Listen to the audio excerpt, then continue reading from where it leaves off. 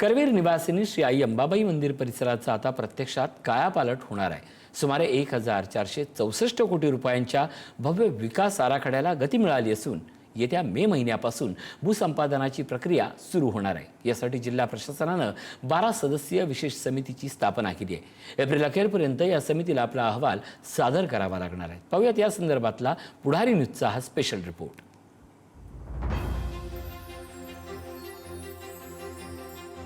कोल्हापूरची अस्मिता असलेल्या अंबाबाई मंदिराचा आता कायापालट होणार आहे।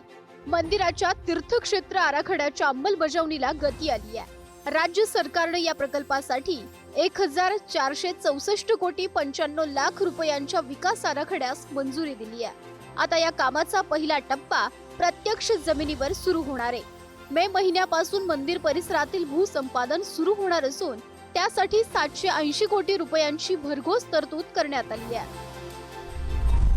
एकूण आराखडा 1464 कोटी 95 लाख रुपये। पहिला टप्पा 143 कोटींची कामे सुरू होणार। भूसंपादन तरतूद 780 कोटी रुपये।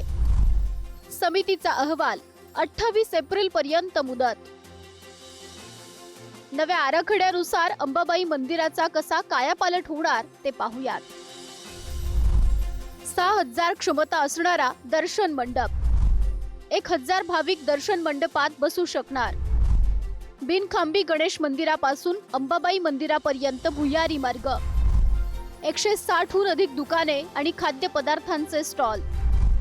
मंदिर परिसरात जवळपास 44 स्वच्छतागृह, 330 चारचाकी वाहनं, 650 दुचाकी वाहनं, 7 बस आणि 3 मिनी बस क्षमतेचं पार्किंग। भाविकांना साहित्य ठेवण्यासाठी सुरक्षित लॉकर, विविध सण उत्सव साजरे करण्यासाठी स्वतंत्र सभागृह, लाईट आणि साऊंड शो सादर करण्यासाठी भवानी मंडपात हेरिटेज प्लाझा। पुरातत्व यादीतील मंदिर आणि इमारतीच्या संवर्धनाचा समावेश आणि मंदिर परिसरात प्रदर्शनासाठी सभागृह। करवीर निवासिनी आई अंबाबाई मंदिरात मंदिर विकास आराखड्याला आता मंजुरी मिळालेली आहे आणि भूसंपादन प्रक्रिया मे महिन्यापासून आता सुरू होणार आहे। त्याच अंबाबाई मंदिर परिसरामध्ये मी सध्या उभा आहे आणि आपण माझ्या मागे हे करवीर निवासिनी आई अंबाबाईचं मंदिरचं शिखर पाहतोय आणि याच परिसरातील अनेक मिळकती जी आहेत ते आता भूसंपादन ज्याचे करण्यात येणार आहे। मे महिन्यापासून या मंदिर परिसरातील भूसंपादन प्रक्रिया जी आहे ती सुरू होणार आहे। यासाठी क्षेत्रीय तपासणी आणि मूल्यांकन समितीची देखील स्थापना करण्यात आलेली आहे। 28 एप्रिलपर्यंत या समितीने एक अहवाल देण्याचा आहे आणि हा अहवाल सादर केल्यानंतर हा 1464 कोटी रुपयांचा विकास आराखडा जो आहे तो त्या ठिकाणी बनणार आहे। त्यासाठी शासनाची मंजुरी देखील मिळालेली आहे। मात्र पहिल्या टप्प्यात 143 कोटींची कामे जी आहेत ती सुरू होणार आहेत।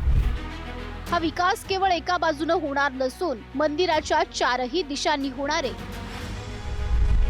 पूर्व बाजू भाऊसिंगजी रोड पर्यंतच्या सर्व मिळकती, पश्चिम बाजू महाद्वार रोडच्या दोन्ही बाजूंचा परिसर, दक्षिण बाजू विद्यापीठ हायस्कूल, वाडीकर भवन आणि ऐतिहासिक राजज्ञावाडा, उत्तर बाजू ज्योतिबा रोड पर्यंतचा परिसर। या प्रक्रियेत पारदर्शकता राखण्यासाठी करवीरच्या प्रांताधिकारी मौसमी चौघुले यांच्या अध्यक्षतेखाली 12 सदस्यांची क्षेत्रीय तपासणी आणि मूल्यांकन समिती स्थापन करण्यात आली आहे। प्रस्तावित क्षेत्रातील सर्व मिळकतींची अचूक यादी तयार करणं, मालकी हक्क आणि फेरफार नोंदींची सखोल तपासणी, जमिनीवरील घरं, विहिरी, बोरवेल आणि झाडांचे मोजमाप, मागील 3 वर्षांतील खरेदी विक्री व्यवहारांचा अभ्यास, चालू रेडी रेकनरनुसार प्राथमिक मूल्यांकन ठरवणं। या प्रकल्पामुळे कोल्हापूरच्या पर्यटन आणि धार्मिक अर्थव्यवस्थेला मोठी चालना मिळणार आहे। भाविकांच्या सोयीसाठी भव्य दर्शन रांग, स्वच्छतागृहे, पार्किंग आणि प्रशस्त रस्ते यांचं जाळं निर्माण केलं जाणार आहे। महिनाभरात सर्व मिळकतींचे अचूक मूल्यांकन करून अहवाल सादर करण्याचे आदेश देण्यात आलेत, ज्यामुळे प्रत्यक्ष कामाचा मार्ग मोकळा होणार आहे। त्यामुळे कधी एकदा या कामाला सुरुवात होते याची सर्वांना उत्सुकता लागून राहिली आहे। शेखर पाटील, पुढारी न्यूज, कोल्हापूर।